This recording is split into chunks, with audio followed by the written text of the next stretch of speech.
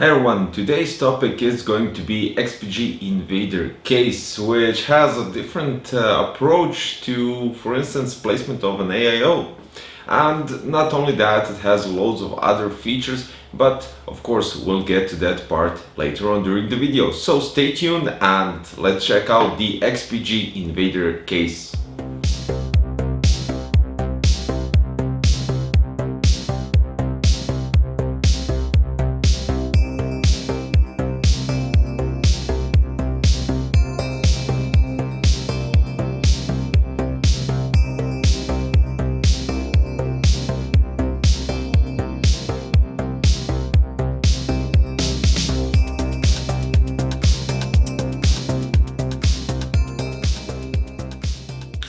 The case comes in two varieties, so we have the white version right here and you have the black one as well. Now, what's it all about? For instance, the other cases that are mostly two compartments and they have the power supply on the other side.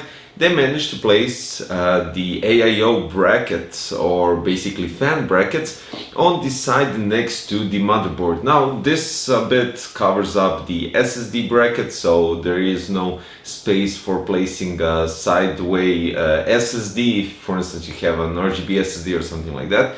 But when we're talking about compartments and cases that actually have the standard power supply shroud, and placing an AIO next to the motherboard is a completely different story. So for instance, Xpg Invader Case has the possibility to place an AIO on front. I think you could, you can't squeeze it on top, only fans, and on the side right here. So on this side it can fit 240mm, for instance Xpg Levante 240 RGB AIO.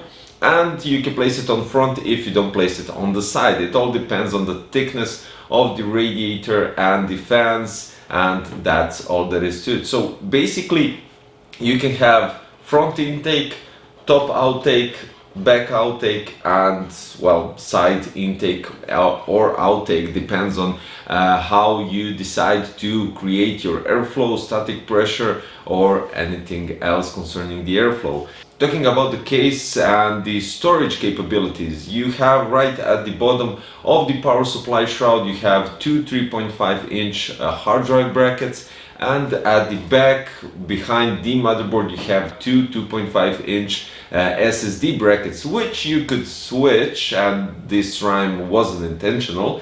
You could switch them to your power supply shroud on the front. So basically they did manage to give you guys the possibility to place your RGB SSDs somewhere visible.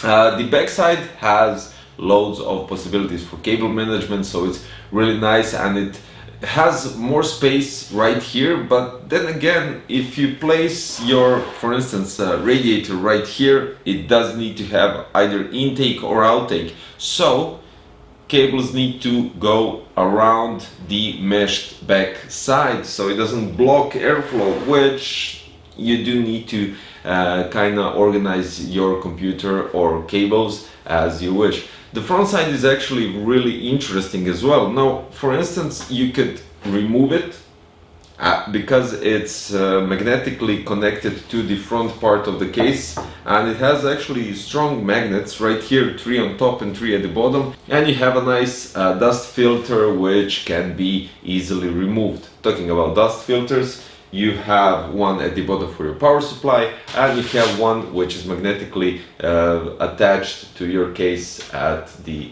top.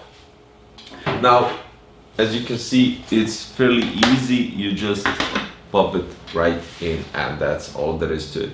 Now this case gives an RGB possibilities, so apart from the power on and reset button on top, you have also the RGB, well, basically a button to change the lights of the case, and even if you decide to maneuver with additional fans or something like that, you can connect them as well, because the front panel, the front RGB, let's say, controller has a SATA power possibility to give enough power for all the RGB fans, strips, or whatever lights you decide to place.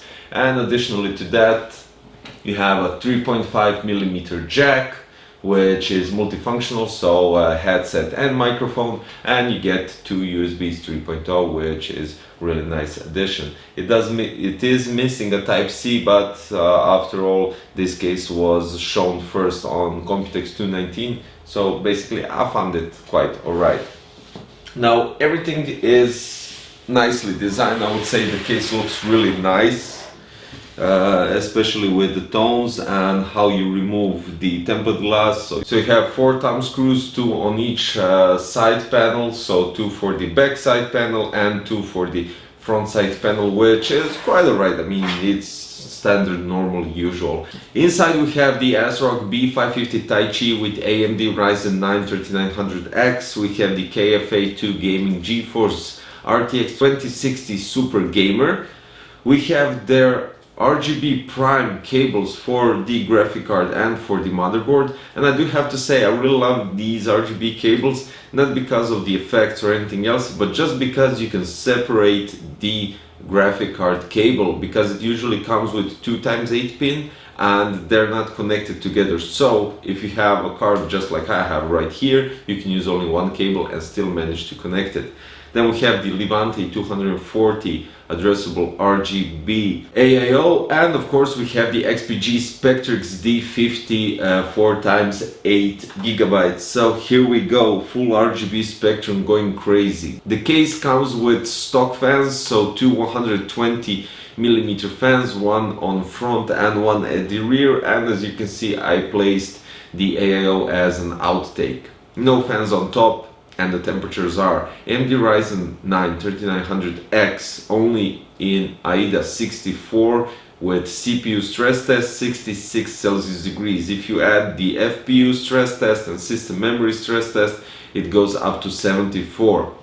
Now the graphic card stress test on AIDA 64 actually pushed the graphic card to, well, not to its limits, but to its working temperature, because I tested this graphic card in many other cases and it actually had the same temperature, which is 82 Celsius degrees. So I would say that an average of 79-80 Celsius degrees if you place one more fan on intake, and if you manage some outtake fans, I think it would just go around 79-80 Celsius degrees.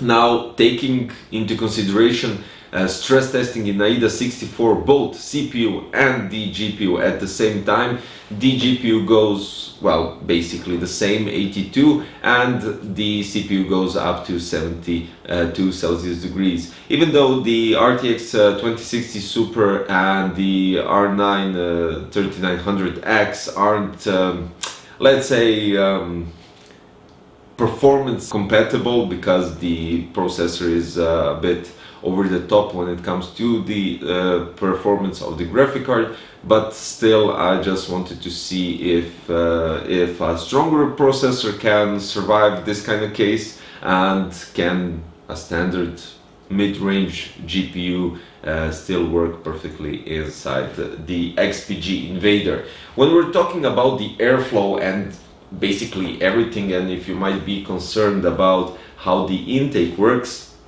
the intake is really nice because the fans have enough space to pull cold air, and you can manage here even a 360 radiator on front if you don't place an AIO on the side, and you do need to remove the hard drive bracket, hard drive cage from the bottom of the power supply shroud. So basically I think you can even manage a custom loop here very nicely, but without the side radiator and the fans. All in all, the case is really nice, really solid design. I would say the material is really thick and solid. The plastic has no cuts or problems through manufacturing process, so I don't see any flaws in the design. The only thing I'm sad to see is that the side tempered glass parts aren't white as the whole case, because having a nice white case with, for instance, here we have the Xpg logo in red and the Xpg logo as well in red. It would look really nice if it was completely white, or for instance the other color sheen complete black, which is.